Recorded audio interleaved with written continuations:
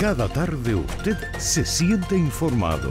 Desde las 6:10, 20 minutos, con el patrocinio de Liuna, local 183. Feel the power.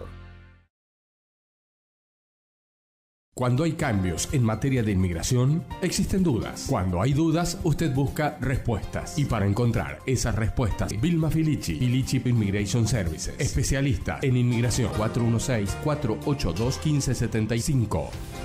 Muy buenas tardes, amigos, bienvenidos a 20 minutos, las noticias de Canadá y el mundo en tu idioma en 20 minutos. Yo soy Diana Lora y te traigo las informaciones de este miércoles 20 de noviembre. Iniciamos a nivel nacional.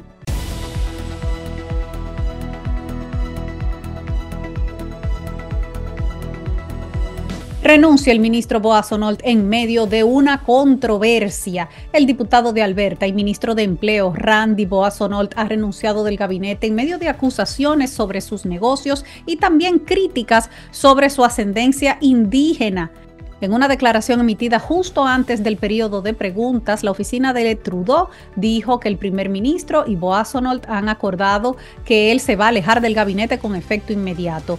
El señor Boaz Onolt se centrará en aclarar las acusaciones formuladas en su contra. Mientras tanto, la ministra de Asuntos para los Veteranos y ministra asociada de Defensa, Jeanette Petitpas-Taylor, va a asumir temporalmente las funciones de ministra de Empleo.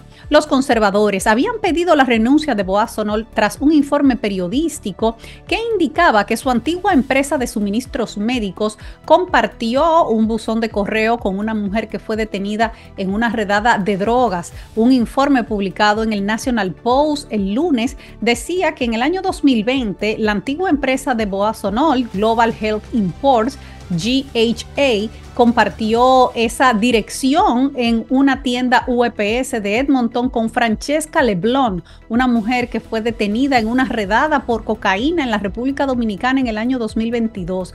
Boaz Onolt poseía la mitad de esa empresa en el momento en que compartía correo con esta mujer, según dice el National Post.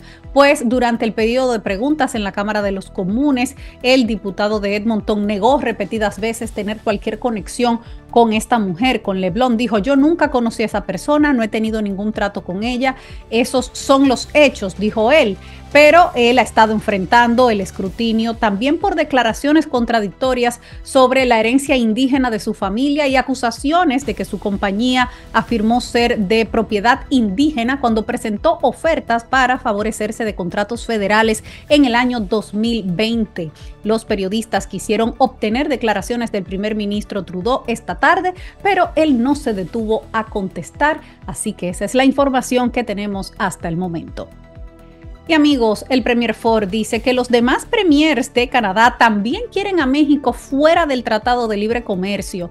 Los líderes provinciales y territoriales de Canadá quieren que el primer ministro Justin Trudeau alcance un acuerdo comercial separado con los Estados Unidos, excluyendo a México. Así lo dijo el Premier Doug Ford. Ford, presidente del Consejo de la Federación de Premiers, dijo que hay un consenso claro de que todos están de acuerdo en que necesitamos un acuerdo comercial bilateral con Estados Unidos y un acuerdo comercial bilateral separado con México, con la expectativa de una administración estadounidense más proteccionista bajo el presidente electo Donald Trump. El premier de Ontario dijo hoy que es clave que Canadá se aísle de cualquier arancel comercial, forjando lazos más estrechos con los Estados Unidos. Ese es nuestro socio comercial número uno, nuestro aliado más cercano, nuestro amigo más cercano, le dijo Ford a los periodistas en Queen's Park después de una conferencia telefónica con los otros premiers. Nuestro problema es que todos los premiers sabemos que México está trayendo piezas chinas baratas,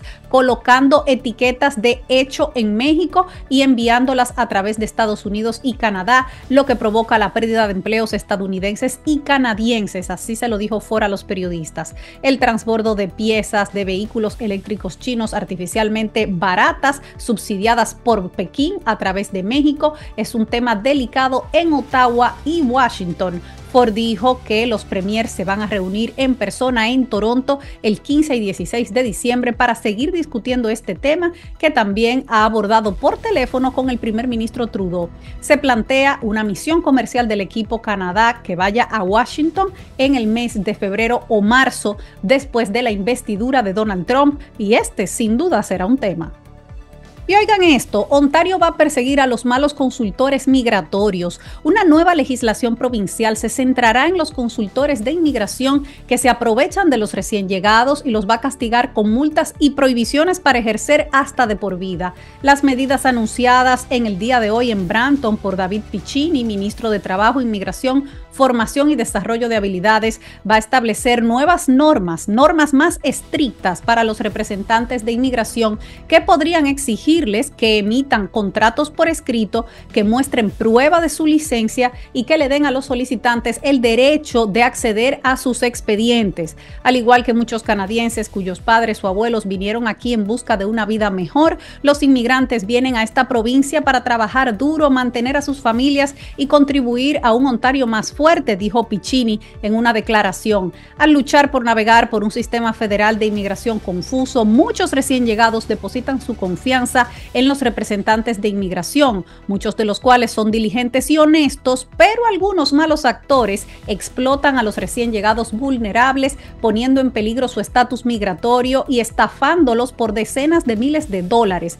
Pronto presentaremos una legislación para hacer cumplir las normas para los representantes de inmigración que utilizan el programa de nominados de inmigración de Ontario y acabar con este fraude. Así lo dijo Piccini en una declaración escrita. Escuchen cuáles serán las sanciones. Las sanciones mínimas por fraude serán una prohibición de ejercer la profesión de 3 a 10 años y una prohibición de por vida para cualquier persona condenada por trata de personas o retención del pasaporte de un solicitante. Las multas para los representantes o empleadores que mientan durante el proceso de solicitud o insten a su cliente a ser deshonesto aumentan de $2,000 actualmente a $10,000. Desde el 2019 hasta abril de este año, 153 personas, la mayoría de ellos ciudadanos o residentes permanentes de Canadá, han sido acusadas de delitos de consultoría de inmigración fraudulenta, según las estadísticas de la Agencia de Servicios Fronterizos de Canadá. Vamos a compartir ahora los resultados de este informe impactante que muestra que Toronto tiene los mayores niveles de pobreza infantil en Canadá. El número de niños y familias que viven en la pobreza en Toronto fue el más alto de todo Canadá en el 2022, según un nuevo informe. Publicado en el día de ayer, el informe, que se titula Peleando por nuestro futuro Toronto 2024, reveló que el número de niños empobrecidos en la ciudad ha aumentado en cifras récord 2 años seguidos. Entre 2020 y 2021, la pobreza infantil en Toronto aumentó 3,8 puntos porcentuales, del 16,8% al 20,6%, que es la cantidad más alta registrada en un solo año. Ese récord entonces se rompió entre el 2021 y 2022, cuando la tasa aumentó otros 4,7 puntos porcentuales hasta el 25,3%, lo que equivale a 117,890 niños que viven en la pobreza. Los autores del informe y de la campaña 2000 de Family Service Toronto analizaron estos últimos datos disponibles de los contribuyentes y del censo del 2022 para determinar cuáles fueron los hallazgos. En concreto, analizaron cómo han aumentado las tasas de pobreza infantil en los 25 distritos de Toronto desde el 2020, y ha sido así en todos ellos. En una ciudad tan rica como Toronto no debería haber ninguna razón por la que más de una cuarta parte de nuestros niños vivan en la pobreza, dijo el director ejecutivo en un comunicado. De hecho, en algunos distritos censales hemos visto tasas de pobreza infantil de hasta el 61%. Si se segrega por zonas, el informe encontró que la zona este del centro de la ciudad se ha visto especialmente afectada por la pobreza infantil, con Toronto Centre encabezando las listas con un 36,6%. Scarborough-Guildwood quedó en segundo lugar con una tasa de pobreza infantil del 34,1%, mientras que Humber River-Black Creek se ubicó en tercer lugar con el 33,9%. En 9 de los distritos de la ciudad, el 30% más de los niños y las familias viven en condición de pobreza. Vamos a hablar ahora sobre el ciclón Bomba que azotó a la Columbia Británica. Decenas de miles de personas amanecieron sin electricidad en el día de hoy en Vancouver tras el paso de un ciclón Bomba. Ya vamos a explicar qué es eso, que trajo vientos de hasta 160 kilómetros por hora a la Columbia Británica durante la noche de ayer, derribando árboles y postes del tendido eléctrico. Todavía esta mañana unos 90,000 clientes de BC Hydro estaban sin energía, menos de los 150,000 que se habían reportado el martes. La mayoría de las rutas de ferry, incluidas las principales rutas entre Vancouver y la isla, también cancelaron sus viajes de ida y vuelta temprano el miércoles, así lo confirmó el director de BC Ferries. Por otro lado, Langara College en Vancouver también cerró todas sus clases y servicios en su campus hasta al menos el mediodía de hoy debido a la caída de árboles y de líneas eléctricas interrumpidas. El sistema ciclón Bomba envió vientos de salida a través de los valles costeros de la Columbia Británica, lo que provocó advertencias de viento en toda la costa y declaraciones meteorológicas especiales el martes. Vamos a explicar ahora lo de ciclón Bomba. Un ciclón es el término que se usa cuando masas de aire cálido y frío chocan para crear vientos en espiral, mientras que los meteorólogos dicen que la parte de bomba del nombre se refiere a una rápida caída de presión de más de 24 milibares en 24 horas. En este caso, el ciclón Bomba se formó a unos 400 kilómetros al oeste de Tofino, en Columbia Británica. Los videos publicados en línea muestran una serie de árboles caídos sobre líneas eléctricas y se advirtió a las personas que se encontraran con cables caídos que se mantuvieran alejados por su seguridad. Los árboles caídos, debido a los fuertes vientos, cerraron varias carreteras en toda la provincia el martes por la noche. Todavía a principios de esta mañana habían varios tramos de autopistas que estaban cerrados por los árboles derribados. Y amigos, vámonos ahora hacia Brampton, donde se han prohibido las protestas cerca de lugares de culto. El ayuntamiento de Brampton votó por unanimidad para aprobar una moción propuesta por el alcalde para prohibir las manifestaciones fuera de los lugares de culto tras una serie de protestas violentas que tuvieron lugar a principios de este mes. El ayuntamiento se reunió este miércoles para su debate final sobre esa moción del alcalde Patrick Brown, pidiéndole al personal jurídico y de aplicación de la ley de la ciudad que trabaje con la Policía Regional de Peel, los grupos religiosos y otros niveles de gobierno para crear una ordenanza que prohíba las protestas en los lugares de culto y que al mismo tiempo equilibre la importancia de la libertad de expresión.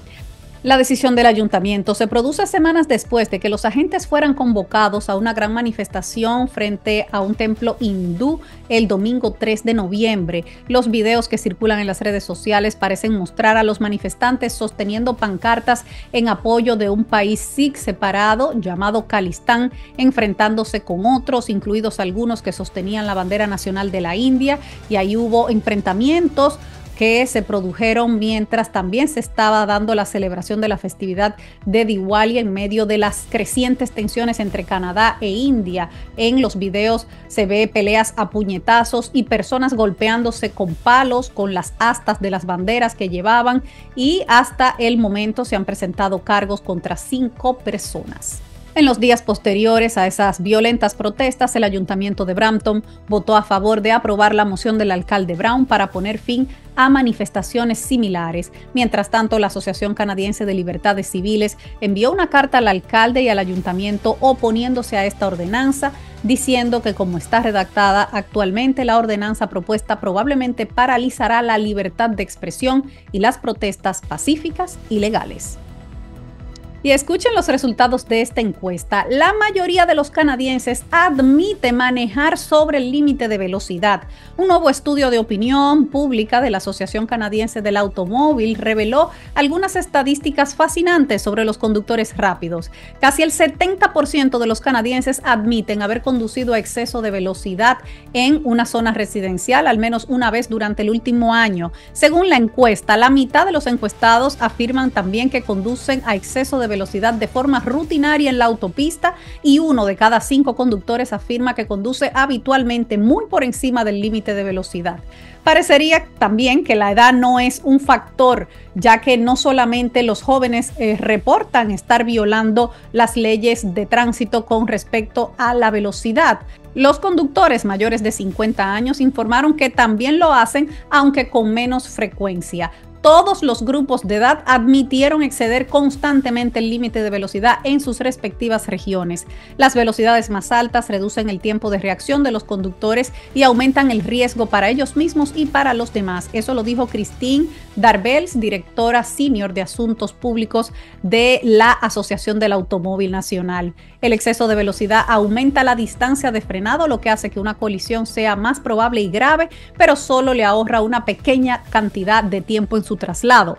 Según esta encuesta de opinión pública, solo el 35% de los canadienses cree que los van a atrapar por exceso de velocidad, mientras que 4 de cada 10 admitieron haberse saltado algún semáforo en rojo. Además, la asociación descubrió que el 68% de las personas conducían cuando estaban muy cansadas y el 54% admitió haber usado sus teléfonos mientras conducían al menos una vez durante el último año. En los últimos años, las cámaras de velocidad automatizadas se han vuelto más frecuentes en las calles de la ciudad de Toronto, a menudo atrapando a los conductores que exceden el límite de velocidad. Ahora vamos a hacer una breve pausa y al regreso nos vamos al plano internacional. Cada tarde usted se siente informado. Desde las 6:10, 20 minutos, con el patrocinio de Liuna, local 183. Feel the power. Cuando hay cambios en materia de inmigración, existen dudas. Cuando hay dudas, usted busca respuestas. Y para encontrar esas respuestas, Vilma Filici, Filici Immigration Services, especialista en inmigración, 416-482-1575. Hola mi gente linda de Toronto, soy Chayanne, les mando un abrazo enorme y no olviden que tenemos una cita en mi nueva gira Bailemos Otra Vez, la vamos a pasar súper. 20 minutos, gracias por acompañarnos, damos un vistazo a las informaciones a nivel internacional.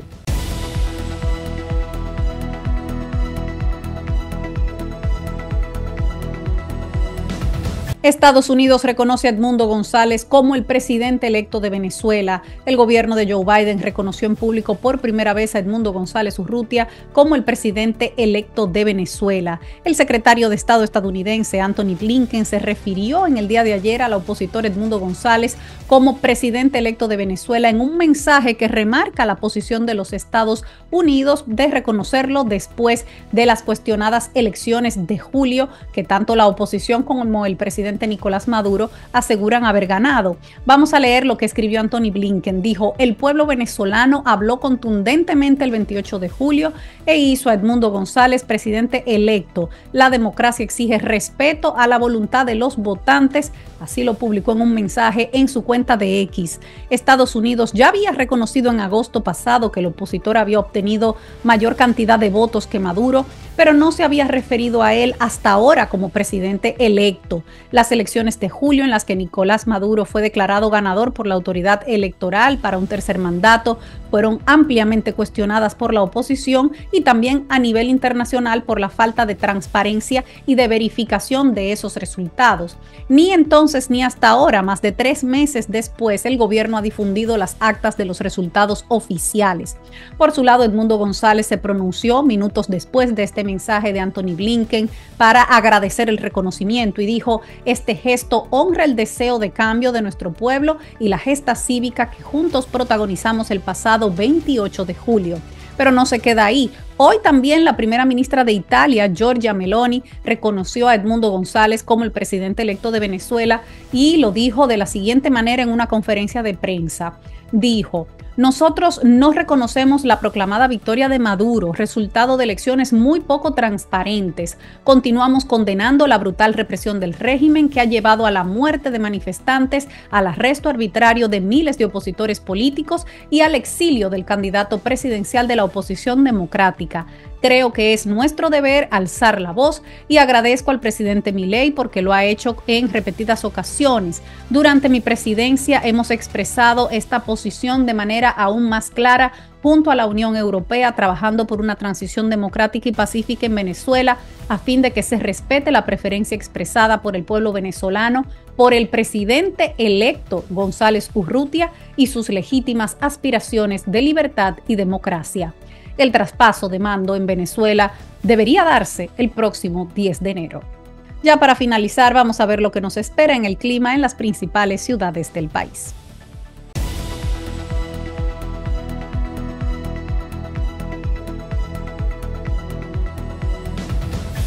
Mañana en Toronto tendremos lluvias, algunas lluvias pronosticadas con temperaturas entre 6 y 5 grados. En Ottawa también lluvias con temperaturas entre 6 y 4 grados. Mientras tanto en Montreal también hay lluvias con temperaturas entre 9 y 5 grados. En Vancouver, lluvias a la vista también con temperaturas entre 9 y 5 grados. Y en Calgary tendremos nieve con temperaturas entre menos 9 y menos 14 grados. Hasta aquí las informaciones de hoy. Gracias por acompañarnos en 20 minutos. Yo soy Diana Lora y como siempre me despido de esa comunidad latina recordándoles que unidos somos más fuertes. Juntos somos más. Hasta mañana.